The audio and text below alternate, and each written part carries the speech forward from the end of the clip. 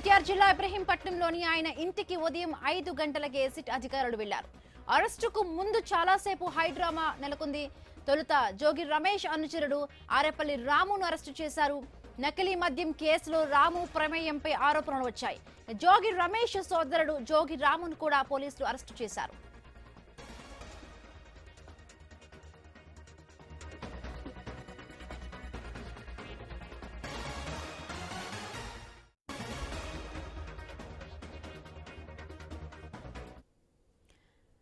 నకిలీ మద్యం కేసులో జోగి రమేష్ పై ఆరోపణలు వచ్చాయి. ఆయన ప్రోద్బలంతోనే నకిలీ మద్యం తయారు చేసినట్టు ఈ కేసులో A1 నిందితుడుగా ఉన్న అద్దేపల్లి జనార్దన్ రావు పోలీసులకు వాంగ్మూలం ఇచ్చారు. ఈ క్రమంలోనే జోగి రమేష్ కు నోటీసులు ఇచ్చి ఎక్సైజ్ పోలీసులు అరెస్టు చేశారు.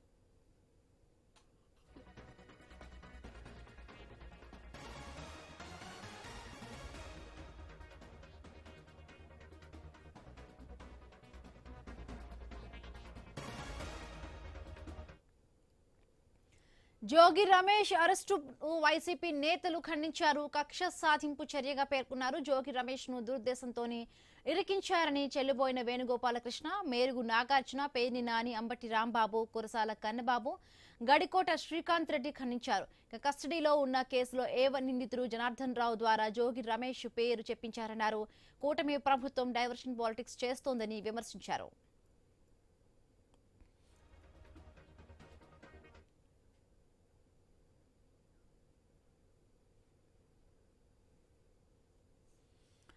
ఇక జోగి రమేష్ ను మాజీ మంత్రి జోగి రమేష్ ను సిట్ అధికారులు మార్నింగే 5 గంటలకే వెళ్లి అరెస్ట్ చేసినట్టుగా తెలుస్తోంది. ఆయన ఇప్పుడు పోలీసుల విచారణను ఎదుర్కొంటున్నారు. మరిన్ని పూర్తి అప్డేట్స్ మా కరెస్పాండెంట్ యాకూబ్ అందిస్తారు. యాకూబ్.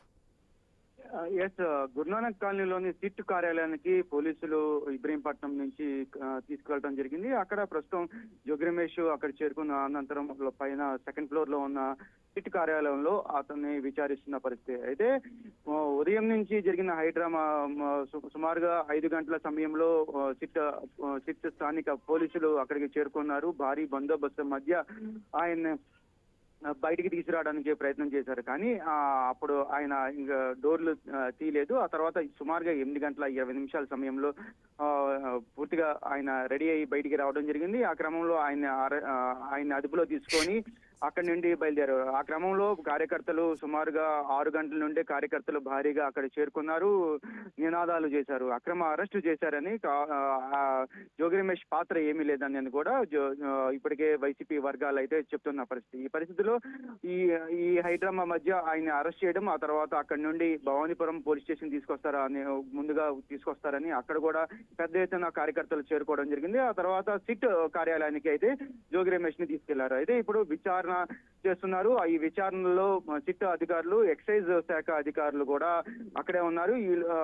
ఈ పూర్తిగా ఈ విచారణ ఈ పూట సాయంత్రం వరకు సాగే అవకాశం ఉంది. దీంట్లో జోగి రమేష్ ని ఏ క్వశ్చన్స్ అడుగుతారు అంటే గత కొద్ది కాలంగా జరుగుతున్న పరిణామాలు. జోగి రమేష్ పక్కన నేను ఈ కల్తీ మద్యం కేసులో నా పాత్ర ఏమీ లేదు అని చెప్తున్నప్పటికీ కీలకంగా A1 గా ఉన్న జనార్దన్, అదేవిధంగా A2 గా ఉన్న జగన్మోహన్, అదేవిధంగా కొంతమంది పూర్తిగా అంటే జనార్దన్ చెప్పిన వాంగ్మూలాన్ని బట్టే ఈ కేసు పూర్తిగా టేకప్ చేశారు అని కూడా చెప్పుకోవచ్చు. అయితే ఆ వీడియో రిలీజ్ అయిన తర్వాత జోగి రమేష్ అరెస్టు చేస్తారు అనేది కూడా పెద్ద ఎత్తున ప్రచారం జరిగింది. అదేవిధంగా జోగి రమేష్ కూడా అప్పటి నుండి పూర్తిగా ఎక్కడికక్కడ మీడియా సమావేశాలు పెట్టడం, పూర్తిగా దీని మీద ఖండించడం కూడా జరిగింది. ఆయన స్వయంగా కూడా చెప్పారు, దీంట్లో నేను ప్రమాణం చేస్తాను, ఖచ్చితంగా ఆ ప్రమాణం మీరు కూడా చేస్తారా అన్నట్టుగా కూడా ఆయన మాట్లాడారు. ఆ ప్రమాణం కూడా దుర్గమ్మ సాక్షిగా కూడా ప్రమాణం చేసిన పరిస్థితి. అయితే ఈ కల్తీ మద్యానికి సంబంధించి జోగి రమేష్ పాత్ర ఎంతవరకు ఉంది? జనార్దన్ చెప్పినట్టుగానే జోగి రమేష్ చెప్పి జనార్దన్ ని పంపించారు అనేది కూడా ఆ వీడియోలో ఉన్నది. కాబట్టి ఆఫ్రికా వెళ్లే ముందు జనార్దన్ జోగి రమేష్ ని కలిసిన విషయాలు కానివ్వండి, అదేవిధంగా జనార్దన్ మాట్లాడిన తీరులో జోగి రమేష్ పాత్రపై ఇప్పటికే సిట్ అయితే అధికారులు అయితే అనుమానాలు వ్యక్తం చేస్తున్నారు. దాన్ని బేస్ చేసుకుని ఈ రోజు జోగి రమేష్ ని అరెస్ట్ చేసుకున్నట్టుగా తెలుస్తుంది. అయితే దాంట్లో ఎంతవరకు జోగి రమేష్ పాత్రపై ఇప్పటికే సిట్ అధికారులు సాక్ష్యాలు ఏమైనా తీసుకున్నారా అనే కోణంలో అయితే ప్రస్తుతం అయితే కొన్ని అనుమానాలు వ్యక్తున్నాయి. గత కొద్ది రోజుల నుండి యాకోబ్ అంటే ఇప్పుడు ప్రధాన అనుచరుడు ఆరేపల్లి రాముని కూడా అరెస్టు చేశారు. జోగి రమేష్ తమ్ముడు జోగి రాము కూడా అరెస్ట్ అయ్యారు. సో ఈ నేపథ్యంలో ముగ్గురుని కలిసి ఏమైనా విచారించే అవకాశం ఉందా?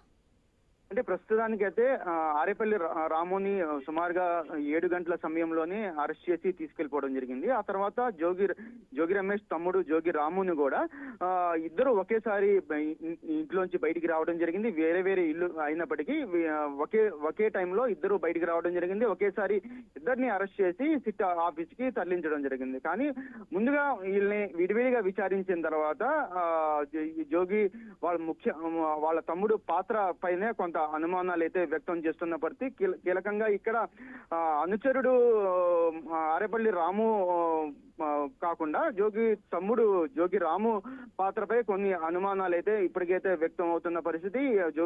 జోగి రాము ఈ కేసుకు సంబంధించి గతంలో ఏదైనా మాట్లాడారా, ఆయన ఫోన్ డేటాను కూడా ఇప్పటికే తీసుకున్నట్టుగా ఇప్పటికైతే సమాచారం అందుతుంది.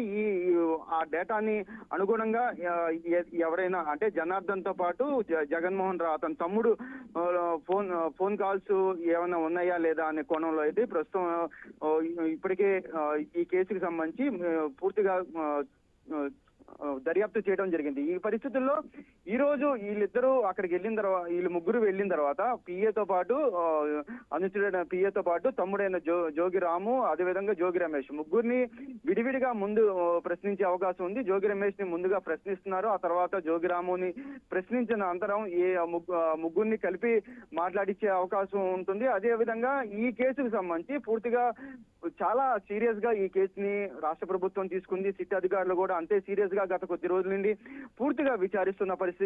ఒక పక్కన ఇబ్రహీంపట్నం ప్రతి ఏరియాను క్షుణ్ణంగా పరిశీలించారు. అక్కడ సీసీ కెమెరా ఫుటేజ్ ని కూడా ప్రతిదీ తీసుకోవడం జరిగింది. ఏ రోజు జనార్దన్ ఆఫ్రికా వెళ్ళాడో ఆ గతంలో జోగి రమేష్ ఇంటి దగ్గరికి వచ్చిన సమయంలో ఆ వీడియో ఫొటోస్ తో పాటు పూర్తిగా ఇబ్రహీంపట్నం రింగ్ లో సంబంధించిన సీసీ కెమెరా ఫుటేజ్లు మొత్తం ఇప్పటికే తీసుకోవడం జరిగింది.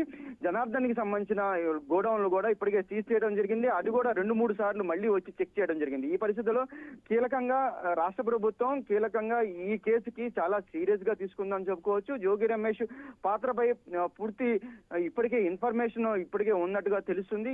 అందువల్లే ఈ రోజు అరెస్ట్ చేసినట్టుగా కూడా అర్థమవుతున్న పరిస్థితి. అయితే ఆ దాంట్లో జోగి రమేష్ మాట్లాడిన విషయాలు ఏమైనా బయటకు వచ్చినాయా అనేది కూడా మనం చూడాలి. ఈ రోజు పూర్తి స్థాయిలో ఈ ముగ్గురిని విచారణ అనంతరం ఈ రోజు ఆదివారం కాబట్టి రేపు కోర్టులో ప్రొడ్యూస్ చేసే అవకాశం ఉంది.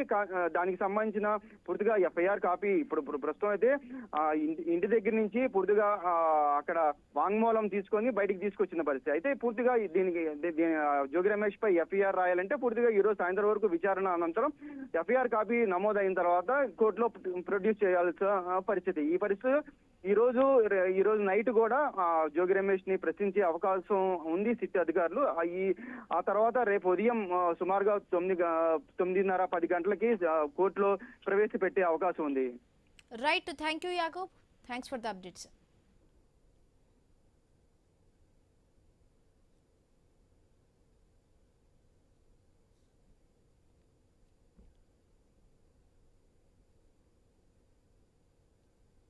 బులెటిన్లో షార్ట్ బ్రేక్ తీసుకుందాం. బ్రేక్ తర్వాత మరిన్ని అప్డేట్స్ కొనసాగుతాయి.